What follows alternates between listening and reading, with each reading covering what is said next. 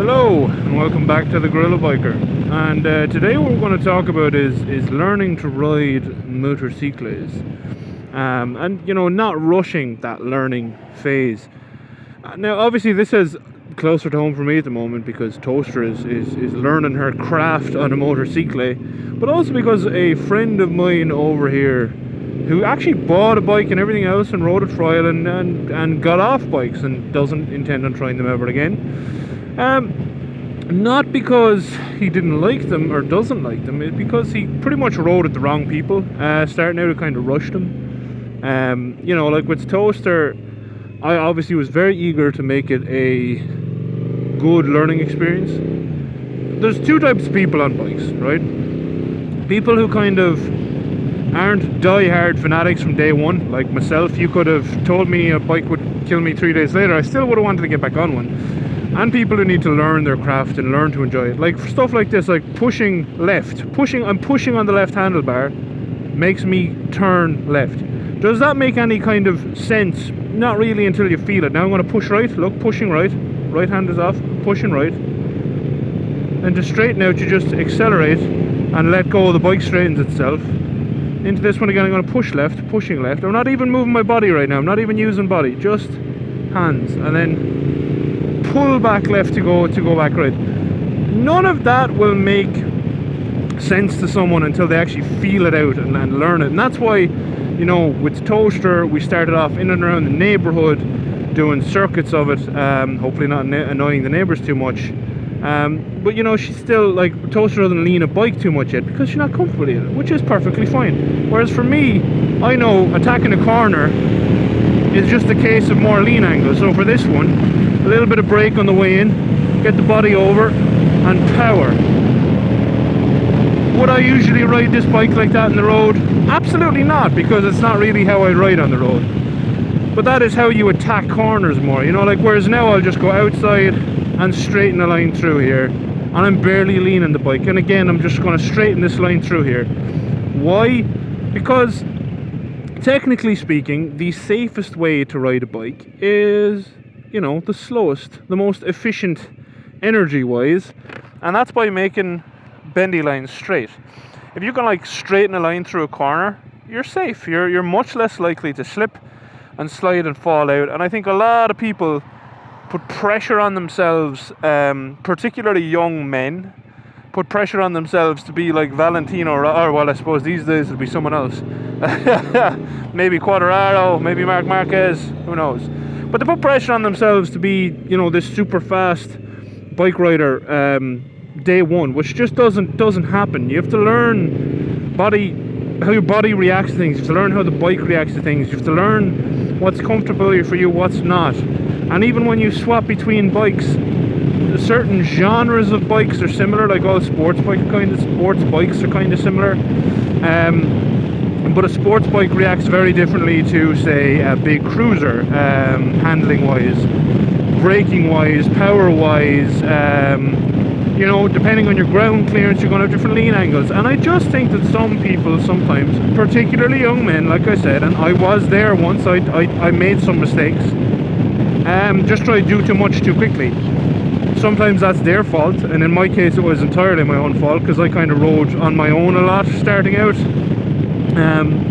It kind of let me learn my pace very well on my own, but also I made a lot of mistakes because I didn't have a more experienced rider to kind of tag along with. And that's why I kind of always recommend to people, if they can find an experienced rider to tag along with, to follow their lines and or follow them and tell them what they're doing wrong. That's kind of how me and Toaster have been teaching her.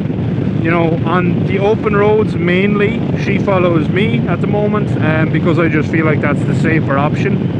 I'll set a speed through corners, I'll warn of things. And by the way, these Cardo Packtalks, I have the Packtalk Bowl, but I mean, any comm system really that allows you to talk to another rider, I think how good they are for safety is overlooked. I know some people don't like being able to talk to people out on the road. Personally, I think it is one of the greatest things for safety that has ever happened. Warning of things, describing how to go through a corner, etc. So if you're out there, you're watching this video, you're wanting to learn to ride a bike, take your time. That's the main thing. Do not go faster than you're ready for. You know, if you live in a neighborhood, well, you can do it right around the neighborhood. Practice your stops, practice your starts, practice your turns across the lanes. You know, practice the stuff that's really going to catch you out in the road, which is stopping and starting. Stopping and starting is really kind of the bulk of, that is a really cool little thing, of what you have to learn. Stopping and starting, like for instance just this, you will be surprised how tough that feels when you're starting out.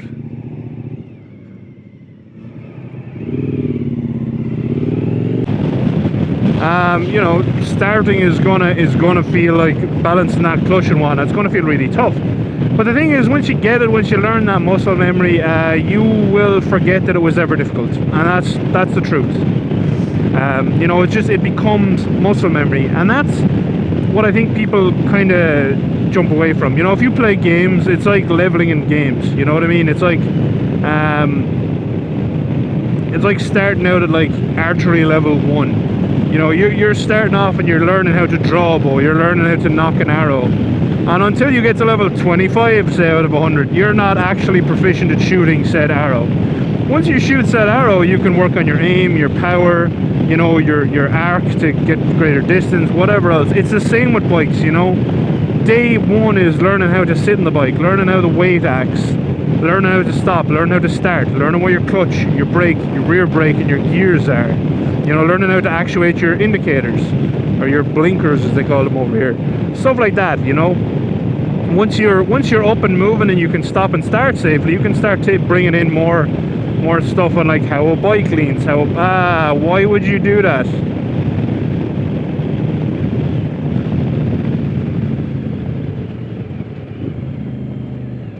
And learning how knobheads like this do their thing. What an absolute bell end. But the thing is, you know, you can get angry about these things, or you can like stop safely and then just move on past them, which is generally how I actually choose to live my life, because I don't want to become roadkill from an idiot in a van who decides to pull out in front of you. And the thing is, that's going to happen all the time. Always ride defensively. The safest option is to just slow down. Don't try to squeeze past something that there's going to be a little gap in. Just slow down. Honestly, like, you know, people ask like, oh, how do you ride in the rain? I slow down. How do you ride on roads you're not familiar with? I slow down. You know, like, I like going fast. You will never hear me giving out about someone like going super fast, unless they're doing it through a built up area where there's children and stuff. Then you're just a bit of an asshole, you know what I mean? You just shouldn't do that, because like, who wants to run over the child? And you know, children have a tendency to run out in front of things. They're children. They're not like the smartest things alive. But they're learning, I suppose, aren't they? So I shouldn't say they're not the smartest things alive. Children are idiots. No, I don't mean that. Not like that anyway. They're just learning stuff.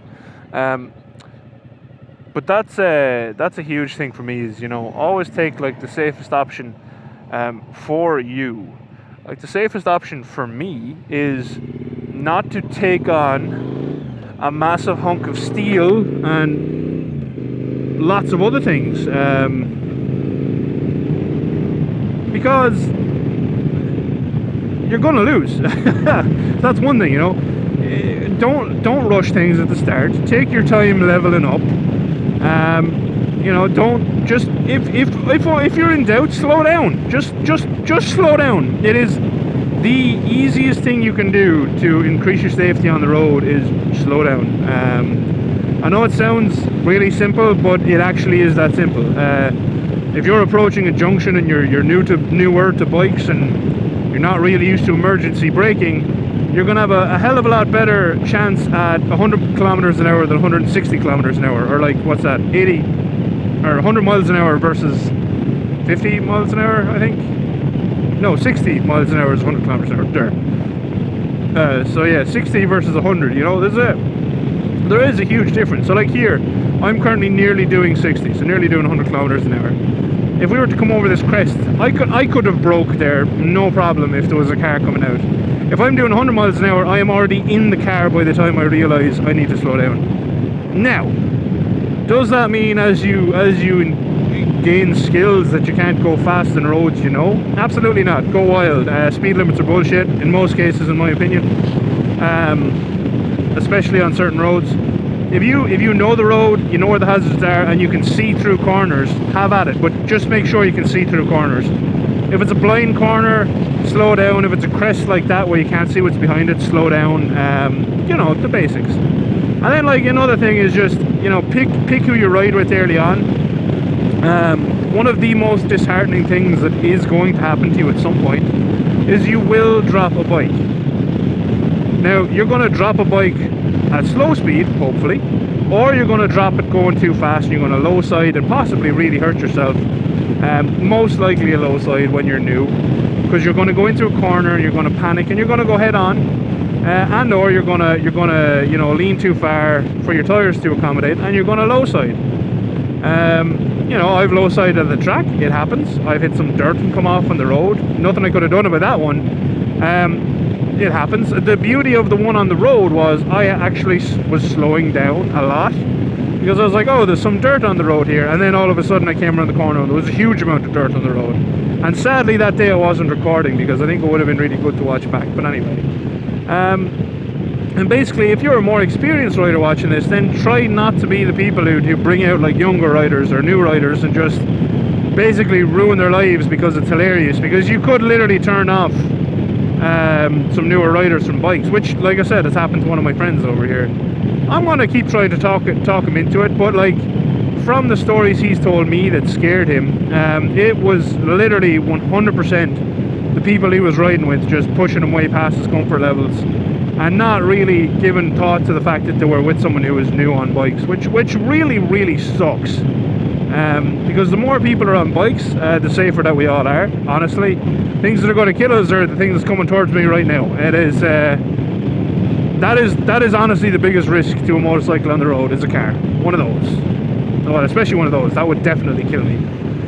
Oh, look, a big fiery poo. Where's that coming from? I can taste it. Good for the lungs. Ah, it's making my eyes sting. That's unpleasant. That's actually kind of hard to breathe. Mon Dieu. Yeah, I don't know. But anyway, so that's kind of all I really wanted to talk about is, you know, if you're new to bikes, take your time learning your craft. Remember that you can always lean a bike more until you're low side, obviously. But if you're going around a corner and you're nervous, just lean the bike. Bikes lean great. It's what they're for. And when we go past this car, to initiate a lean, if I want to go right, I literally will. So say I want to go right, I'm just going to push forward, bike leans right, push forward, bike leans right.